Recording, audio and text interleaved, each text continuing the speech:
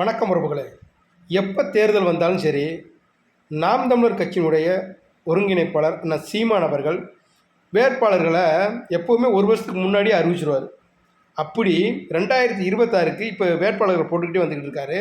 நிறைய பகுதிகளில் நாம் தமிழர் கட்சியினுடைய உறுப்பினர்கள், பொறுப்பாளர்கள் கட்சியில் விட்டு வெளியே போகிறதா யூடியூப்பில் செய்தியாளர்கள்லாம் பேசுகிறாங்க வெளிப்படையாக.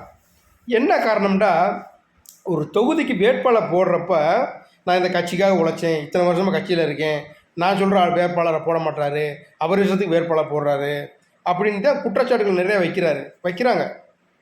ஆனால் அண்ணன் சீமான் என்ன சொல்கிறாருன்னா, என் பேச்சை கேட்டு நான் சொல்கிறது சரின்னு இருந்தால் கட்சியில் இல்லையா நீ உனக்கு பிடிச்ச கட்சியில் போய் சேர்ந்துக்க, ஓப்பனாகவே சொல்கிறாப்புல.